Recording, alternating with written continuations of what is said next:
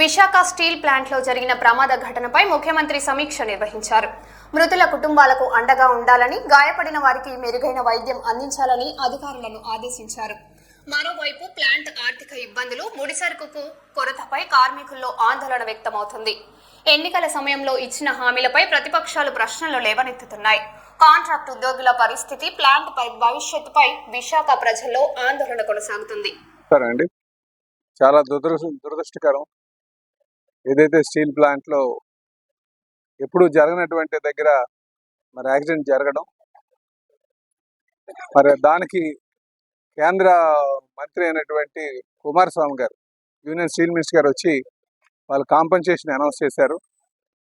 Steel ministry నుంచి 25 లక్షల రూపాయలు, అలాగే ప్రైమ్ మినిస్టర్ రిలీఫ్ ఫండ్ నుంచి 2 లక్షల రూపాయలు, అంటే 20 లక్షల రూపాయలతో పాటు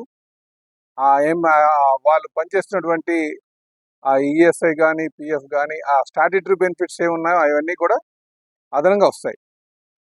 దీంతో పాటు చనిపోయినటువంటి వారికి, కుటుంబానికి ఎవరైతే వాళ్ళు సిఫార్సు చేస్తారో వాళ్ళకి ఒక పర్మనెంట్ ఉద్యోగం, అలాగే వాళ్ళ పిల్లలకి ఉచిత విద్య, అలాగే అకామిడేషన్ కూడా ఉచితంగా ఇస్తానని చెప్పేసి వాళ్ళు చెప్పడం జరిగింది.